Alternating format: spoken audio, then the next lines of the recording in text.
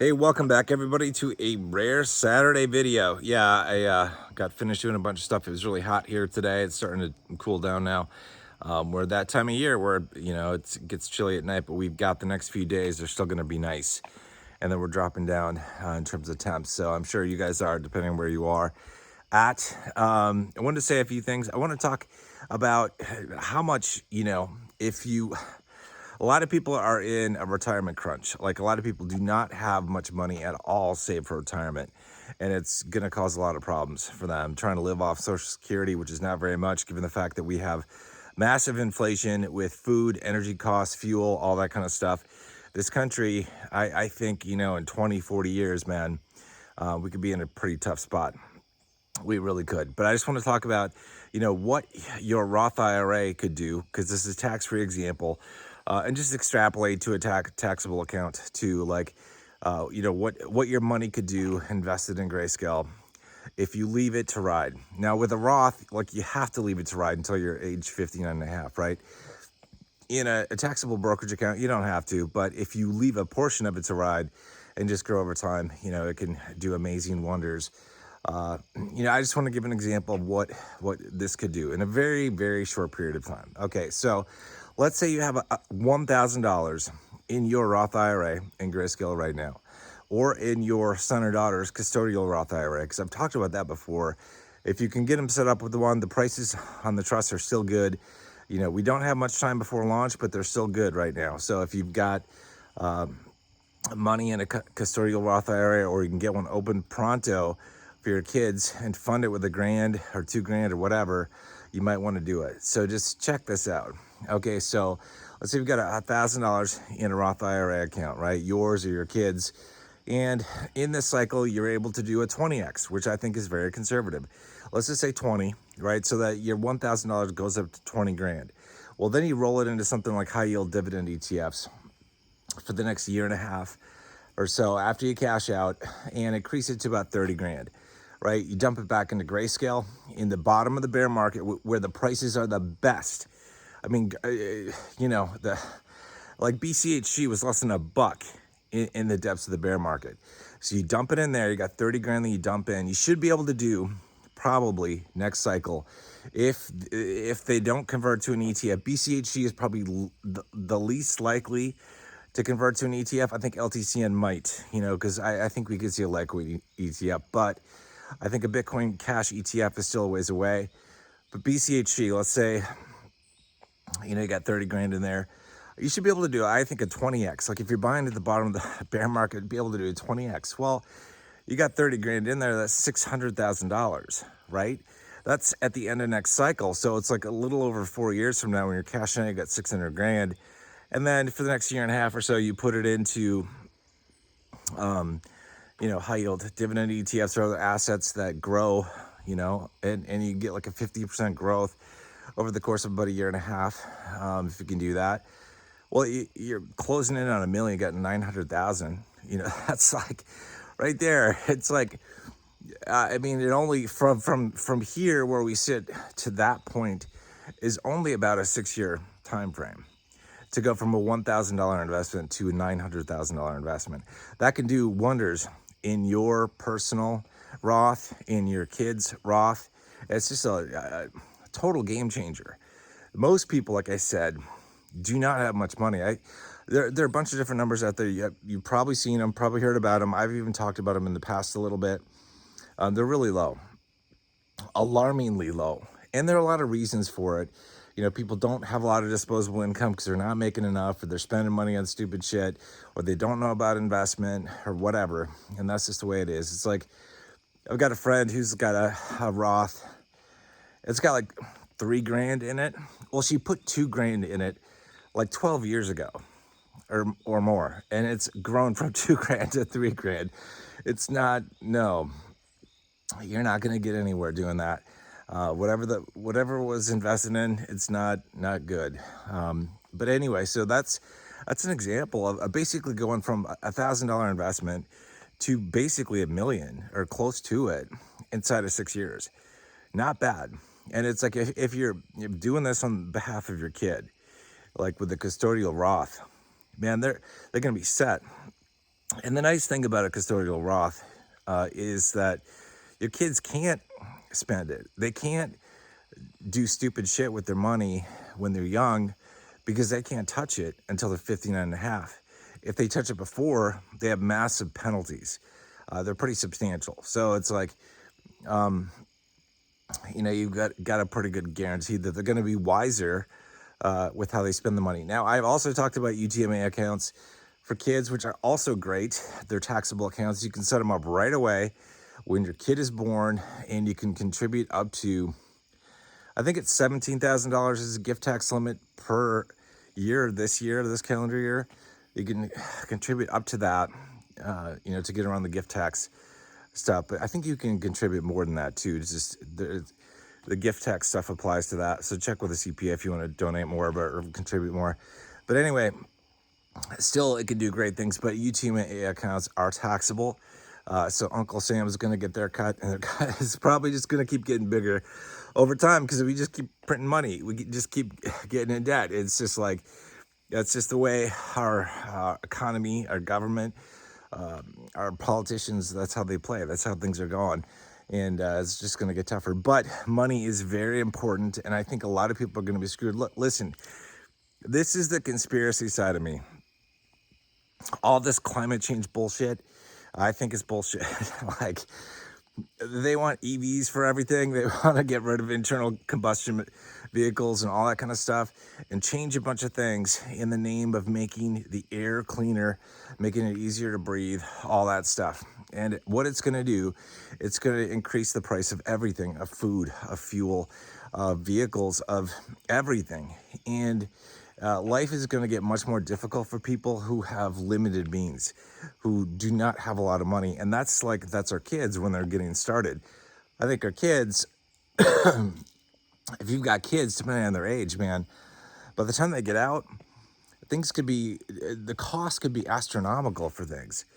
Astronomical. So it's like, we think today that $1 million is a lot of money. Most people think that. I look at it and I go, well, yeah, it's a lot of money, but you factor in inflation, like true inflation of a lot of different things, of education, food, energy, all that kind of stuff. $1 million doesn't go that far. If someone doesn't know how to invest that money, if they just end up with $1 million in a savings account, they're going to blow through that inside of a decade, probably pretty easily, and that, it doesn't last that long. People don't realize that because when they have that money, they're like, oh, I'm going to go get a new car. Oh, I'm going to buy a new house. And then they're like, they don't have any cash. So they don't understand how to invest. So, but the more money that you have for yourself, for your kids, the better. And this is it's such a great way to set your kids up. Like I said, the custodial Roth is great because it ensures that they've got a solid, squared away retirement. They can't touch it, like I said, until they're 59 and a half. You're probably going to be dead and gone a long time before that. I know I will be. And because I'm not making it to 100 plus, I'm not doing that. No. But the UTMA accounts are also useful too because you can use, even though they're taxable, your kids get them when they're an adult. The age at which they get them varies a little bit by state. In my state, my son will get his UTMA.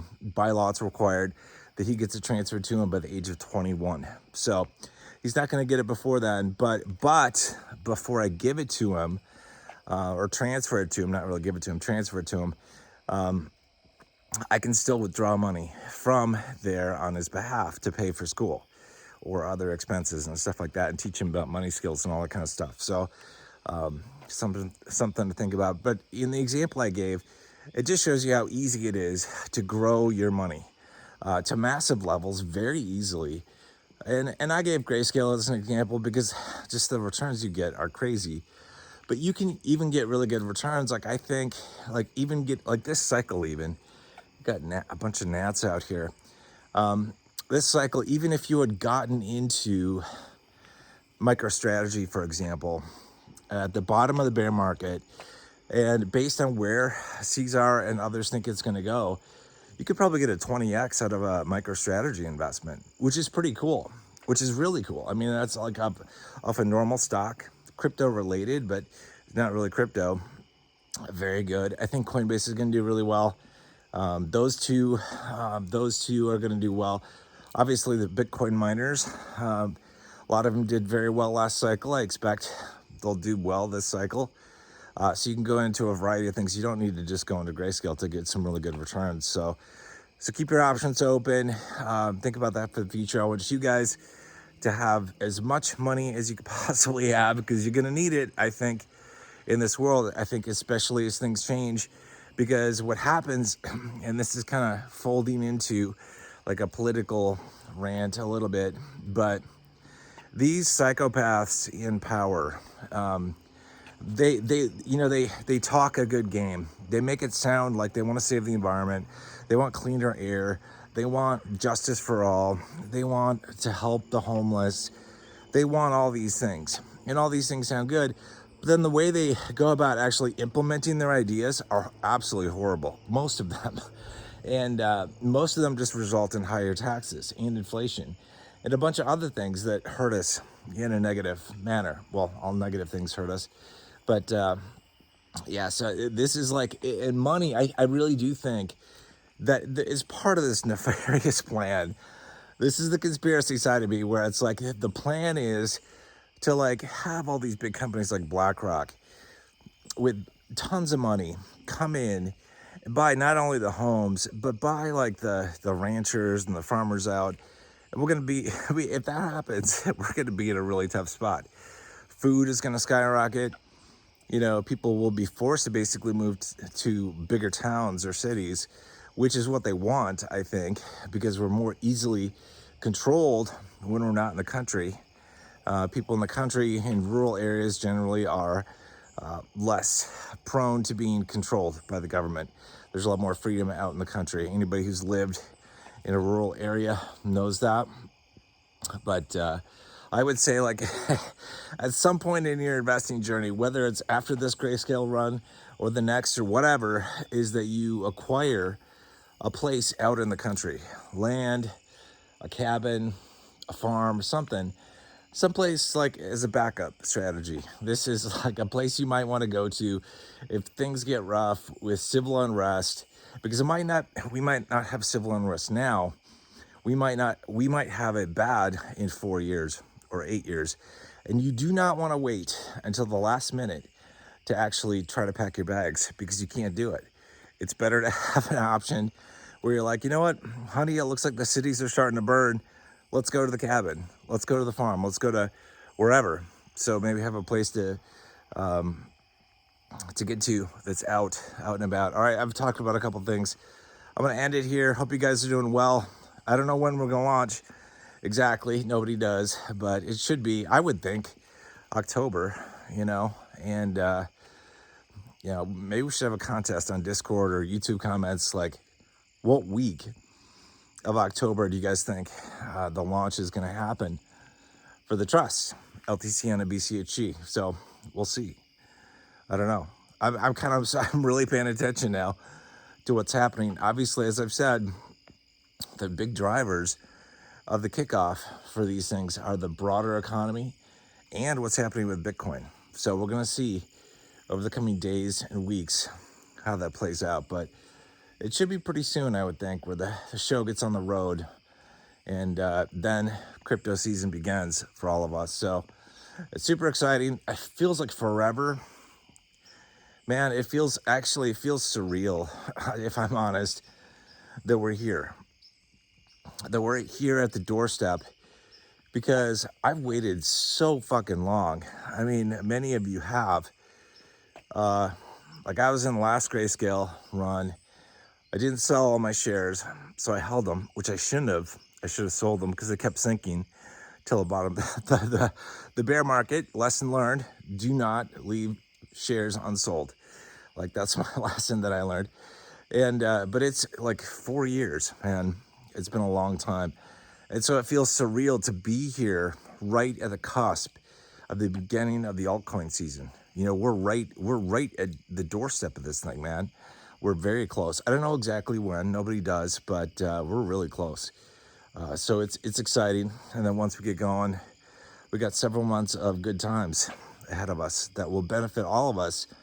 And you guys are gonna kind of way ahead of so many other investors because, as I've said, nothing that I know of performs better, gives you a better return than Grayscale. It just, I don't know of anything out there that does this. I mean, I don't. I wish there were something that was non-correlated or uncorrelated to the crypto cycle, because then I could get into it during the bear market. But I don't know of anything. You know, occasionally, you get a stock like Nvidia that does really well, but you don't know what that cycle looks like. You don't know how long it's gonna last, when it's gonna come along. You're just kind of, you know, you're taking a bet, like what stocks are gonna pop off, and that's what's, you know, growth investors do generally. They're making a educated guess as what they're gonna do. But we, as crypto investors, essentially with Grayscale, we know that super cycle comes every 4 years or so, and that it can be relied upon. And so we're really lucky. I don't know why more people haven't picked up on this. I would think that Grayscale products would be extremely popular, like extremely popular. I don't know why they're not. I don't know if people just don't know about them or what. If it's like this little secret that very few people know about, but it seems weird. Now we have a lot more people this cycle talking about Grayscale. We got me, we got Caesar, Investing for Freedom, Senior Scientist, a couple other people, a couple other channels. But last cycle, man, nobody was talking about it. I didn't see. I think maybe there was one video that came out where somebody had a video. They're like, I can't believe the premiums on LTCM. This is crazy. This is gonna end in tears. You know, that was it. I didn't see anything else out there. There was no Discord community. I just happened to stumble upon the Grayscale Trust, got into them, hoping that they would have a good return, and they did.